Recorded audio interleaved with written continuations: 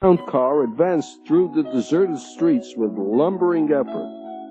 The murky gray light of incipient dawn was cold, and even in the then turbulent state of the Foundation's politics, no one, whether actionist or pro-Hardin, would begin street activity that early.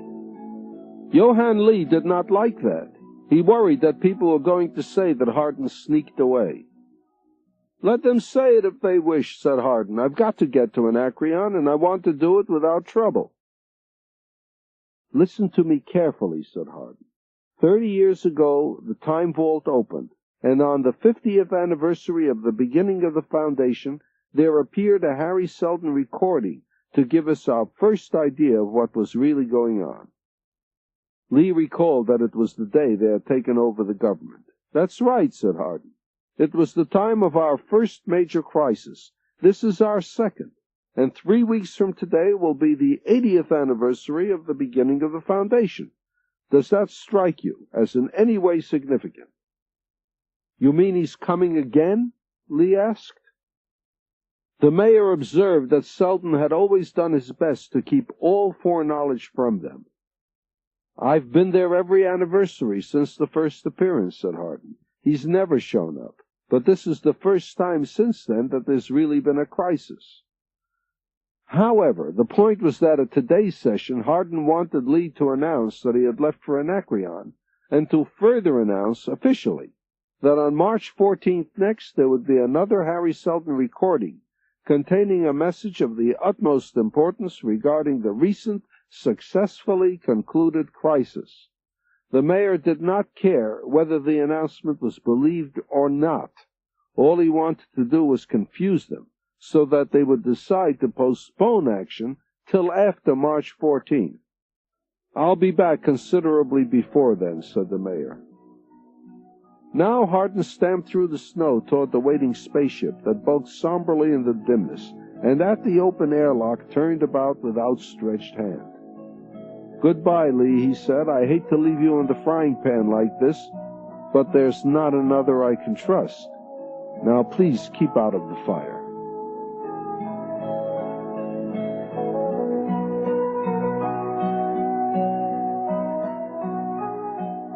Salvor Hardin did not travel immediately to the planet Anacreon, from which planet the kingdom derived its name.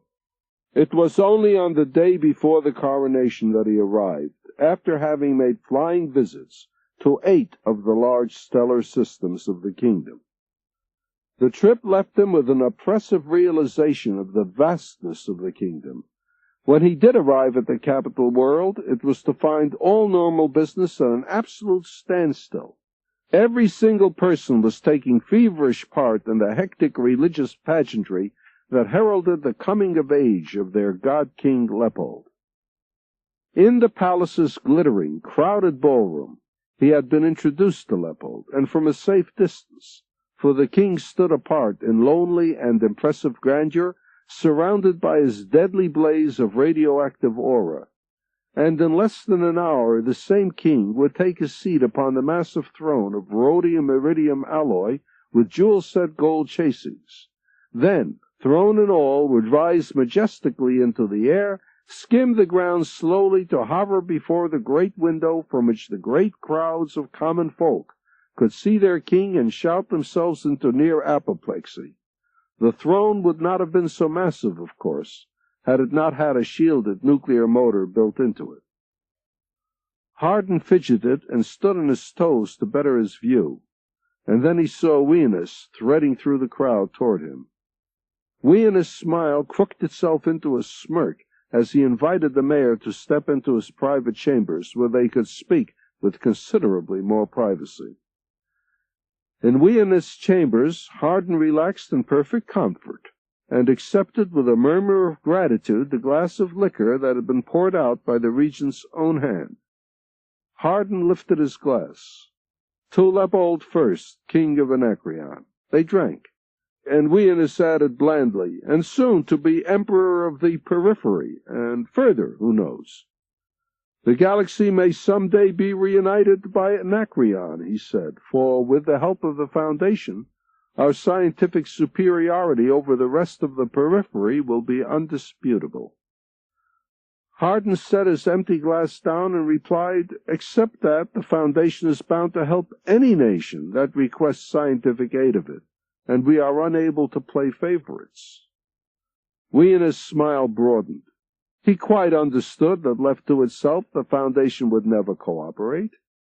Hardin pointed out that they had repaired the Imperial cruiser. "Yes," said Wiener, "but you would not have repaired it had I not threatened war." The mayor wanted to know if that threat still stood. "Now it is rather too late to speak of threats," answered Wiener. He cast a rapid glance at the clock on his desk, then turned to Hardin. "You are what they call a man of peace, aren't you?" he asked. "I suppose I am," said Hardin. "At least I consider violence an uneconomical way of attaining an end." "Not everyone," said Wiener, "is as afraid of direct action as you are. Your policy of peace, you see, has led you into making several serious mistakes." Wiener enumerated them. Hardin had come to Anacreon alone, and he had accompanied Wiener to his chambers alone. "Outside the room," said the regent, "are 5 police guards, well armed and ready to shoot." Then Wiener informed the mayor that he had made an even more serious error, that of leaving Terminus almost wholly undefended. "And while remaining helpless," said Wiener, "you kindly helped us to arm ourselves, aiding us particularly in the development of a navy of our own, a great navy, a navy which, since your donation of the Imperial cruiser, is quite irresistible." Hardin made as if to rise from his seat. "If you mean to declare war," he said, "you will allow me to communicate with my government at once." "When the war is fought," said Wiener, "not declared, Hardin, fought. The Foundation will be informed of it in due time by the nuclear blasts of the Anacreonian Navy under the lead of my own son upon the flagship Wiener, once a cruiser of the Imperial Navy." Hardin frowned. He wanted to know when this would happen. "If you're really interested," said Wiener, "the ships of the fleet left Anacreon exactly 50 minutes ago at 11. And the first shot will be fired as soon as they sight Terminus, which should be at noon tomorrow. You may consider yourself a prisoner of war." That, Hardin said, was exactly what he did consider himself. But, he added, he was disappointed, for he thought the moment of coronation, midnight, to be the logical time to set the fleet in motion. "Don't you understand?" he said to the perplexed Wiener. "I had set my counterstroke for midnight." Wiener started from his chair in disbelief. "If you don't understand," said the mayor, "I might explain that every priest in Anacreon is going on strike unless I countermand the order." He leaned forward and added with sudden animation, "Do you realize, Your Highness, that an attack on the Foundation is nothing short of sacrilege of the highest order?" Wiener was groping visibly for self-control. "Give me none of that, Hardin. Save it for the mob," he said. "My dear Wiener, whoever do you think I am saving it for?" said Hardin. He explained that for the last half hour every temple on Anacreon had been the center of a mob, listening to a priest exhorting them upon that very subject. "There's not a man or woman on Anacreon that doesn't know that their government has launched a vicious, unprovoked attack upon the center of their religion." Wiener, suddenly furious, rushed out of the room.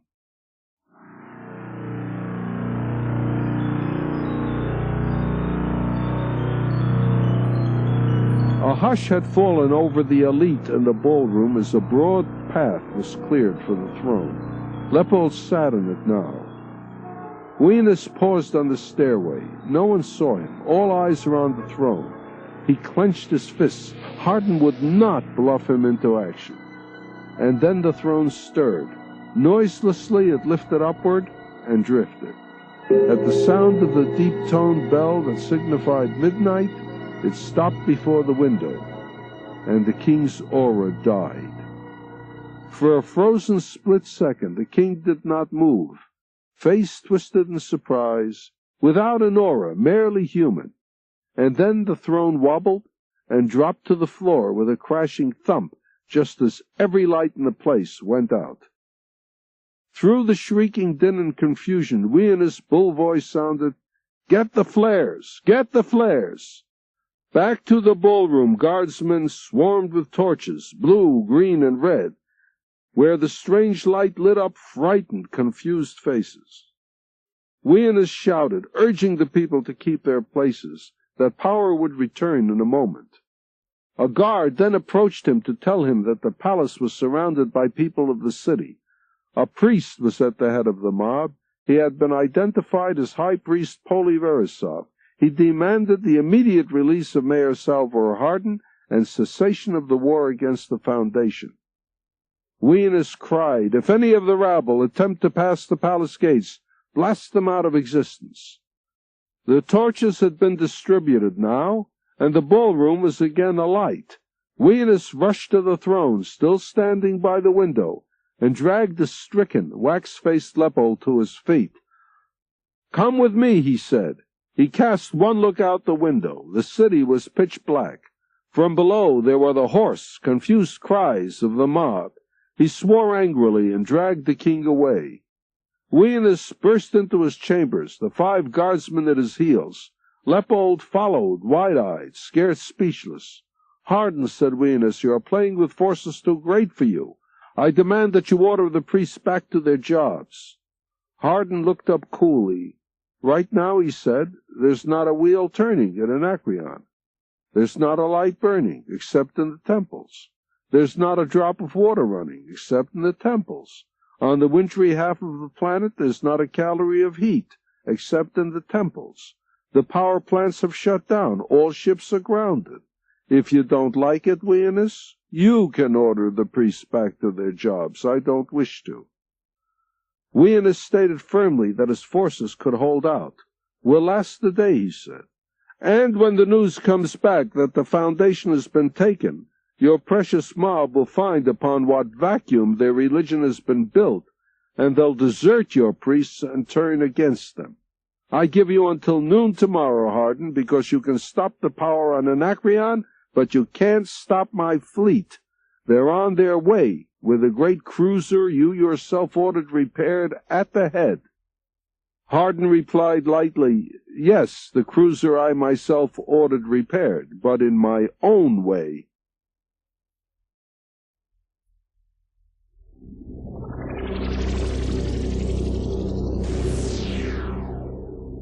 Theo Apparat was one of the very highest-ranking priests of Anacreon. From the standpoint of precedence alone, he deserved his appointment as head priest attendant upon the flagship Wiener.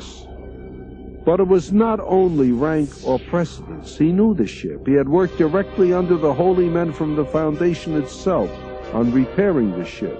He had even been permitted to help, while the wise men of the Foundation had installed a device so holy it had never been placed in any previous ship, a hyperwave relay. It was no wonder he felt heartsick over the purposes to which the glorious ship was perverted. He had never wanted to believe what Verisov had told him, that its guns were to be turned on the great Foundation, that Foundation where he had been trained as a youth, from which all blessedness derived. Yet he could not doubt it now after what the Admiral had told him. How could the king, divinely blessed, allow this abominable act? Or was it the king? Was it not perhaps an action of the accursed regent Wiener? And it was Prince Levkin, the son of this same Wiener. That was the Admiral who 5 minutes before had told him to attend to his souls and blessings, while he attended to the ship. Apparat smiled crookedly. He could attend to his souls and his blessings, and also to his cursings, and Prince Levkin would whine soon enough. He had entered the general communications room now. With quick, practiced motions, he moved the little levers that opened all communications, so that every part of the 2-mile-long ship was within reach of his voice and his image. "Soldiers of the royal flagship Wiener, attend. It is your priest attendant that speaks. Your ship is engaged in sacrilege. It is the intention of your commander to take this ship to the Foundation and there to bombard that source of all blessings into submission to his sinful will. And because this ship is upon such a devil's errand, the blessing of the Spirit is removed from it as well. He lifted his arms solemnly, and before 1,000 televisors throughout the ship, soldiers cowered as the stately image of their priest attendant spoke. In the name of the Galactic Spirit, and of his prophet Harry Seldon, and of his interpreters, the holy men of the Foundation, I curse this ship. And with his last word, at the stroke of midnight, a hand, light years distant, in the Argolid Temple, opened a hyperwave relay, which at the instantaneous speed of the hyperwave opened another on the flagship Venus. And the ship died. For it is the chief characteristic of the religion of science that it works, and that such curses as that of Apparats are really deadly. Apparats saw the darkness close down the ship, and from the pocket of his long robe he withdrew a self-powered nucleo bulb that filled the room with a pearly light. As Apparat and his circle of light passed through the ship, soldiers crowded close, striving to touch the hem of his robe, pleading for the tiniest scrap of mercy, and always his answer was, "Follow me." He found Prince Lefkin groping his way through the officers' quarters, cursing loudly for lights. The admiral glared at the priest attendant and ordered him to return power to the ship. "I am commander here," he said. "No longer," answered a somber Apparat. Lefkin looked about wildly. He ordered his men to seize Apparat. "Seize the blasphemer," interrupted Apparat. "You listen to him at the peril of your souls." And promptly the noble admiral went down under the clutching hands of a score of soldiers. Apparat turned, and with Lefkin dragged along after him, and the corridors behind black with soldiery, he returned to the communications room. There he ordered the ex-commander before the one televisor that worked. Then he told him to order the rest of the fleet to cease course and to prepare for the return to Anacreon. The disheveled Lefkin, bleeding, beaten, and half-stunned, did so. "And now," continued Apparat, "we are in contact with Anacreon on the hyperwave beam. Speak as I order you. Begin." "The Anacreonian Navy." And Lefkin began. There was absolute silence in Wiena's chambers when the image of Prince Lefkin appeared on the televisor. Lefkin spoke reluctantly, as though he were being prompted, and not gently. He said that the Navy, aware of the nature of its mission, refused to be a party to such sacrilege and was returning to Anacreon. And he said that the one-time Prince Regent Venus was to be imprisoned and tried before an ecclesiastical court for his crimes. Otherwise, he concluded, the Royal Navy, upon returning to Anacreon, will blast the palace to the ground. Hardin's fingers passed rapidly over the nucleo bulb, and its light faded, and for the first time it could be seen that an aura encompassed Hardin, and he spoke. "The kings of the 4 kingdoms," he said, "accepted the religion of science that made them divine. But it was also their bridle and saddle, for it placed the lifeblood of nuclear power in the hands of the priesthood, who took their orders from us, be it noted, and not from you." Venus sprang to his feet, and in the shadows his eyes were maddened hollows. "Soldiers," he thundered, "shoot me down that devil." Hardin turned about in his chair to face the soldiers and smiled. One aimed his nuclear blast and then lowered it. The others never budged. Salvor Hardin, mayor of Terminus, surrounded by that soft aura, smiling so confidently, and before whom all the power of Anacreon had crumbled to powder, was too much for them, despite the orders of the shrieking maniac just beyond. Venus wrested the nuclear blast from the nearest soldier's hand, aimed it at Hardin, who didn't stir, shoved the lever and held it contacted. Hardin still smiled. From his corner Leopold covered his eyes and moaned. And with a yell of despair, Venus changed his aim and shot again, and toppled to the floor with his head blown into nothingness. Hardin winced at the sight and muttered, "A man of direct action to the end, the last refuge."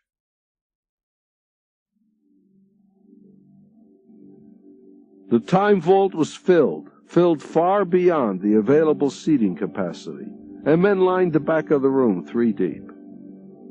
Salvor Hardin compared this large company with a few men attending the first appearance of Harry Seldon 30 years earlier. It was quite different now, quite different in every respect. He himself was still mayor, but all-powerful now, and since the utter rout of Anacreon, all-popular. Across the room, Seth Cermak and a colleague were engaged in animated discussion. They had made speeches in which they publicly admitted they had been in the wrong, and immediately launched a new actionist campaign. The lights yellowed and went dim. Hardin straightened at the sight of the figure that now filled the glass cubicle that dominated the room, a figure in a wheelchair. The figure stared straight ahead, hands fingering a book in its lap. It said, "I am Harry Seldon." There was a breathless silence in the room, and Harry Seldon continued, "This is the second time I've been here. Of course, I don't know if any of you were here the first time. If you are not here, then the second crisis has been too much for you." He smiled engagingly. "I doubt that, however, for my figures show a 98.4% probability there is to be no significant deviation from the plan in the first 80 years. According to our calculations, you have now reached domination of the barbarian kingdoms immediately surrounding the Foundation. Just as in the first crisis you held them off by using the balance of power, so in the second you gained mastery by use of the spiritual power as against the temporal. However," he said, "I might warn you here against overconfidence. The Foundation is only at the start of the path that leads to the Second Galactic Empire. The neighboring kingdoms in manpower and resources are still overwhelmingly powerful. Outside them lies the vast tangled jungle of barbarism, and what is left of the Galactic Empire is still incomparably mighty." At this point, Harry Seldon lifted his book and opened it. His face grew solemn. "And never forget, there was another foundation established 80 years ago, a foundation at the other end of the galaxy at Star's End. They will always be there for consideration. Gentlemen, 920 years of the plan stretch ahead of you. The problem is yours." He dropped his eyes to his book and flicked out of existence. In the babble that followed, Johann Lee whispered to Hardin, "He didn't say when he'd be back." Hardin replied, "I know, but I trust he won't return until you and I are safely and cozily dead."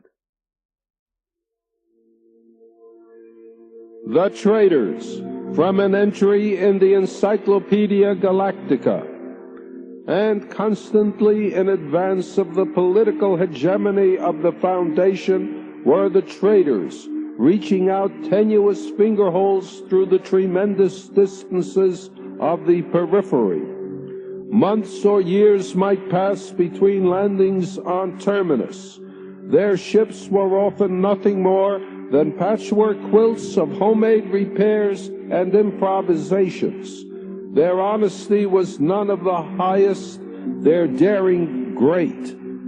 Through it all they forged an empire more enduring than the pseudo-religious despotism of the Four Kingdoms. With psychohistoric inevitability, economic control of the Foundation grew. 75 years passed.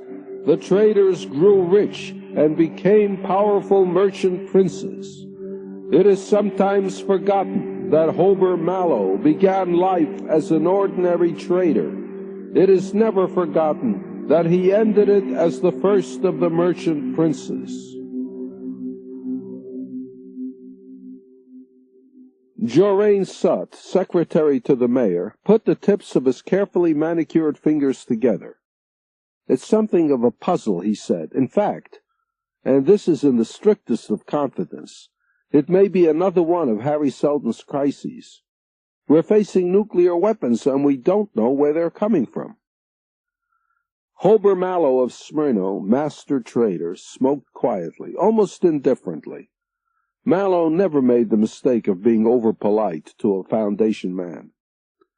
Sut indicated the tri-dimensional star map on the table. He adjusted the controls, and the cluster of some half-dozen stellar systems blazed red. That, he said quietly, is the Corellian Republic. The trader nodded, saying he'd been there. Stinking rat hole, he commented. I suppose you can call it a republic, but it's always someone out of the Argo family that gets elected Commodore each time. And if you ever don't like it, things happen to you. He twisted his lips and repeated that he'd been there.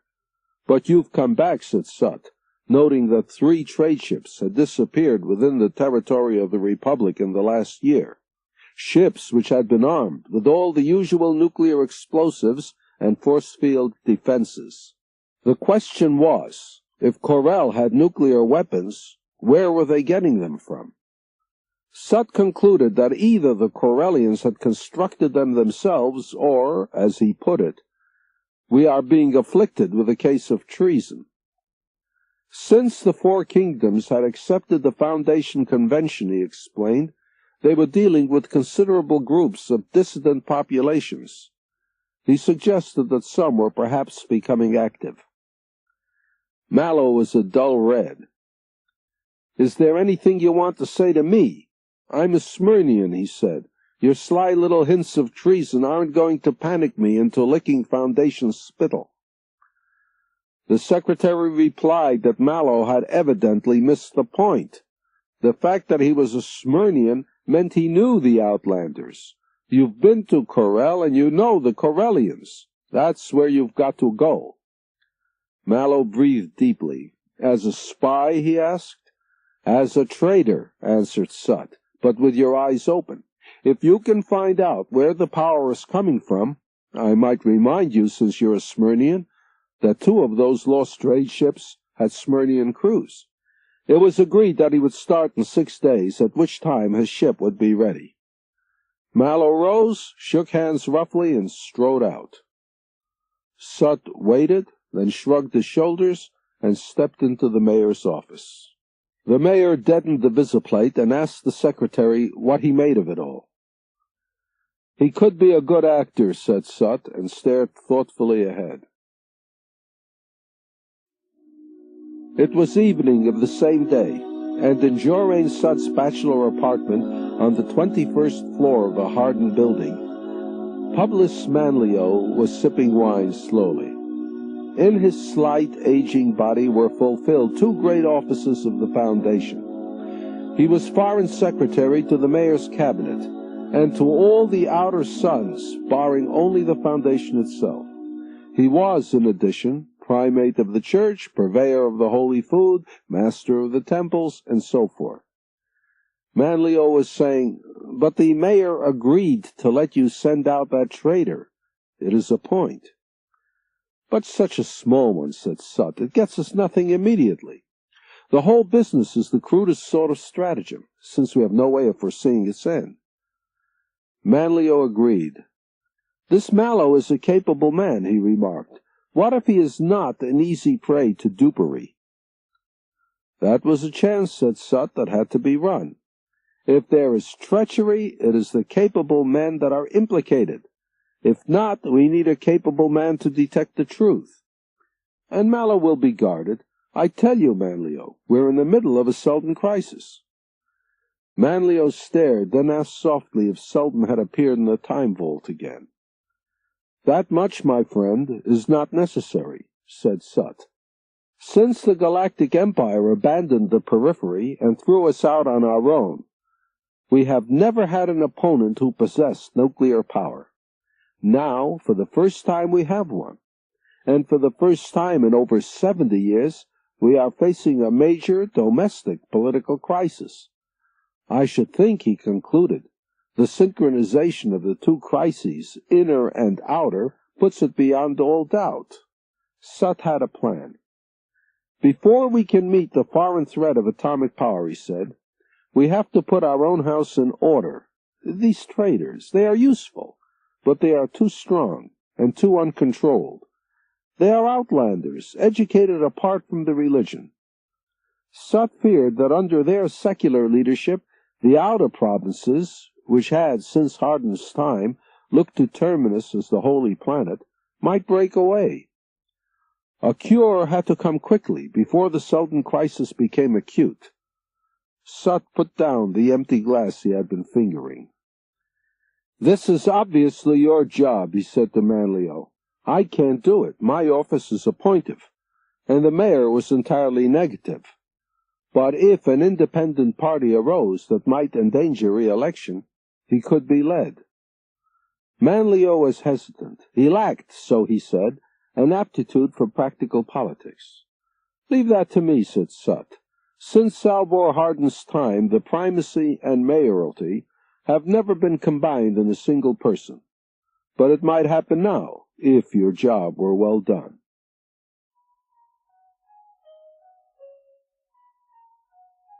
And in the other end of town, in homelier surroundings, Hober Mallow kept a second appointment. He had listened long, and now he said cautiously, "Yes, I've heard of your campaigns to get traders represented in the council. But why me, Twer?" James Twer, who would remind you any time, asked or unasked, that he was in the first group of outlanders to receive a lay education at the foundation, beamed. "You've got glamour, or at any rate solid adventure publicity, which is the same thing, and now is our chance." According to Twer, the Actionist Party was splitting wide open, and could be murdered right now on a straight question of equal rights for traders, or rather democracy, pro and anti. Mallow lounged back in his chair and stared at his thick fingers. "Sorry, Twer," he said, "I'm leaving next week on business. You'll have to get someone else." Twer stared. What kind of business, he wanted to know. "Very super secret," said Mallow. "AAA priority. Had a talk with the mayor's own secretary." James Twer grew excited. "Snake Sut? It's a trick. The son of a spacer is getting rid of you." Mallow's hand fell on the other's balled fist. "If it's a trick," he said, "I'll be back some day for the reckoning. If it isn't, your Snake Sut is playing into our hands. Listen, there's a Selden crisis coming up." Mallow waited for a reaction, but it never came. Twer merely stared. "What's a Selden crisis?" he asked. Mallow exploded angrily at the anticlimax.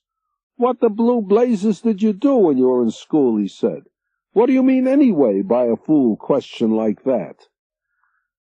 The elder man frowned and asked that he explain. Mallow's eyebrows lowered, and he slowly explained the history of how Selden and his band of psychohistorians planted a colony, the Foundation, so, as he put it, that we could incubate art, science, and technology, and form the nucleus of the Second Empire. The trader went on. He explained the tenets of psychohistory and the series of crises that would force them rapidly along the route to future empire. "We're approaching one now," he said, "our third." Twer shrugged and said he must have learned it in school, but had been out of school for a long time. "Forget it," replied Mallow. "What matters is that I'm being sent out in the middle of the development of the crisis. There's no telling what I'll find when I come back, and there's a council election every year." Quite suddenly, and matter of fact, Mallow asked Twer to come with him. "You were a trader before you decided there was more excitement in politics," he remarked. Twer hesitated. What if Sut wanted him where he could see him? "If he's anxious to get rid of me," observed Mallow, "why not you? Besides, there's no trader would hit space if he couldn't pick his own crew. I take whom I please." There was a queer glint in the older man's eyes as he agreed to go. Mallow grasped and shook the other's hand. "Good," he said. "All fired good. And now I've got to round up the boys. You know where the Far Star docks, don't you? Then show up tomorrow."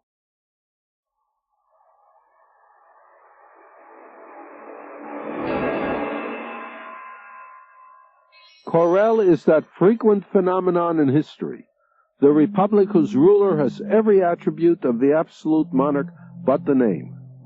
Materially, its prosperity was low. The day of the galactic empire had departed, and the day of the foundation had not yet come.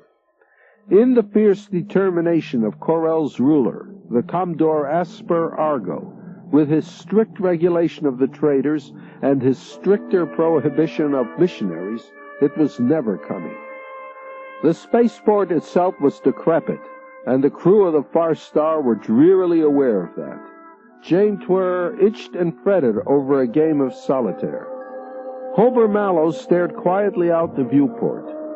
The squadron of Corellian ships that had shot out to intercept the Far Star had been tiny, limping relics of ancient glory.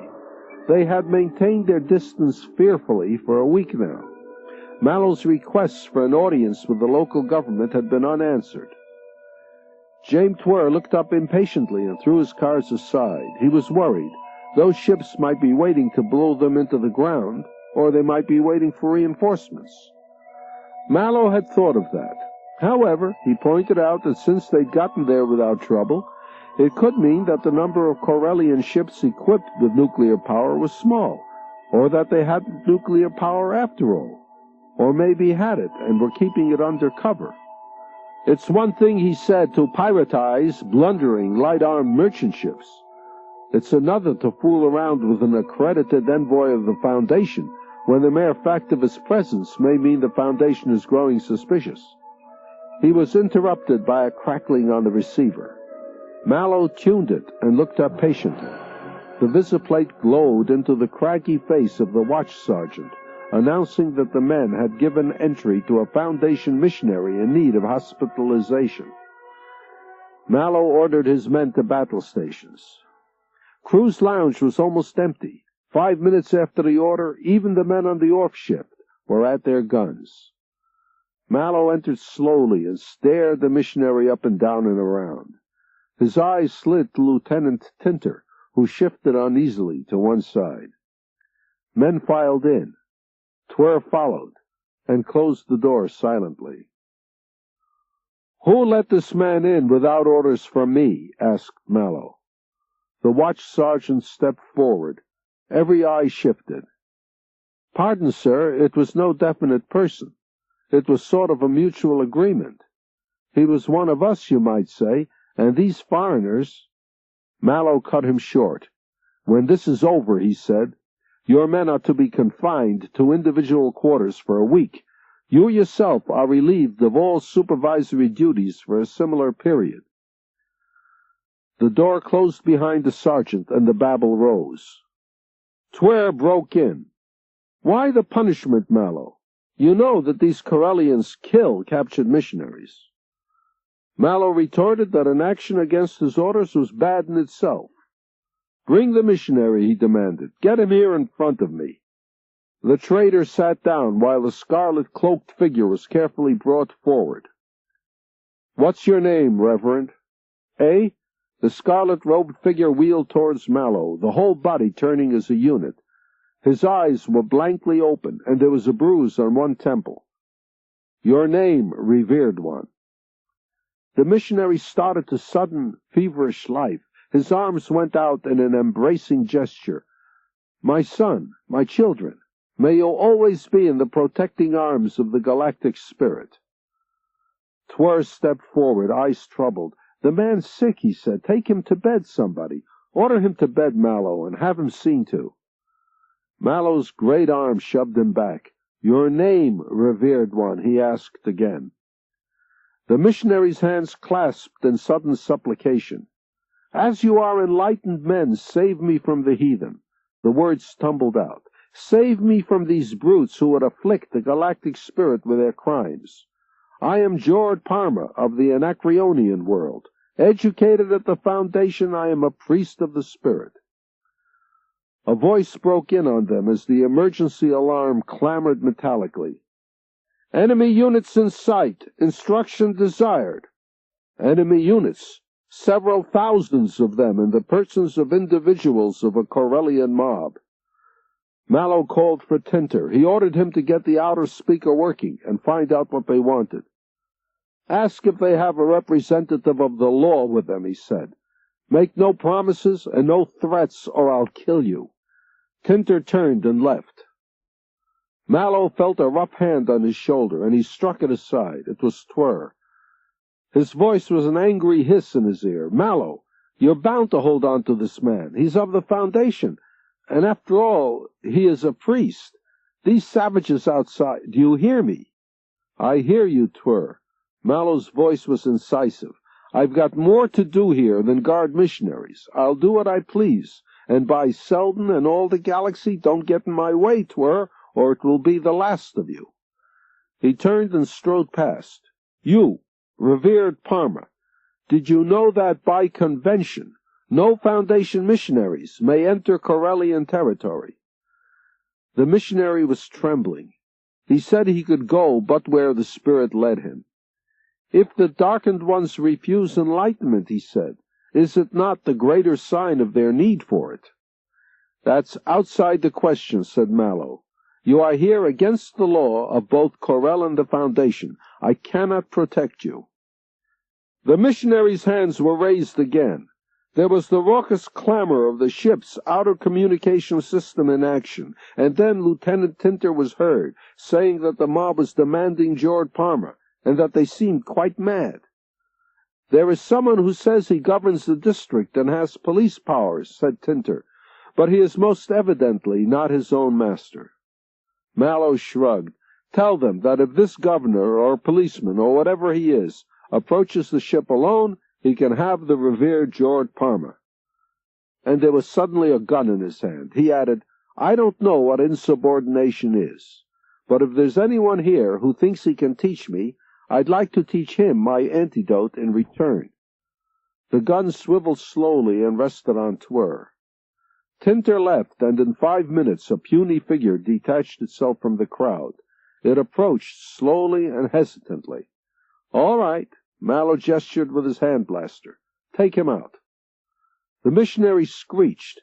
He raised his arms, and rigid fingers speared upward as the voluminous sleeves fell away to reveal the thin, veined arms. There was a momentary, tiny flash of light that came and went in a breath. Mallow blinked and gestured again contemptuously. The missionary's voice poured out as he struggled. "Cursed be the traitor who abandons his fellow man to evil and to death." Twir clamped his hands tightly over his ears. Mallow flipped his blaster and put it away. He ordered the men to their stations, and Twir to come with him. They were alone in Mallow's private quarters. Mallow indicated a chair, and Twir sat down. His stocky figure looked shrunken. "Twir," he said, "I'm disappointed. Your 3 years in politics seem to have gotten you out of traitor habits. I may be a Democrat back at the Foundation, but there's nothing short of tyranny that can run my ship the way I want it run. I never pulled a blaster, and wouldn't have had to now if you hadn't gotten out of line." The party leader apologized. He said that his motives were good, but that it was difficult to send a man out to be lynched. "It's murder," he concluded. "I can't help that," said Mallow. "Frankly, the incident smelled bad. Didn't you notice?" "Notice what?" asked Twir. "This spaceport is deep in the middle of a sleepy far section," said Mallow. "Suddenly a missionary escapes. Where from? He comes here. Coincidence? A huge crowd gathers. From where? The nearest city of any size must be at least 100 miles away, but they arrive in half an hour. How?" "How?" echoed Twir. Mallow went on to suggest that the missionary had been brought there as bait, with a possible idea to have the traitors go gallant in a stupid defense of the man. "If I withhold him, it is an act of war against Corel, and the Foundation would have no legal right to defend us." Twir called that pretty far-fetched. The speaker blared. An official communication was delivered. It had been teleported direct from the capital on the Commodore's own stationery. Mallow read it and laughed. "So my idea was far-fetched, was it?" He tossed the communique to Twir. Half an hour after we hand back the missionary, we finally get a very polite invitation to the Commodores' august presence, after 7 days of previous waiting.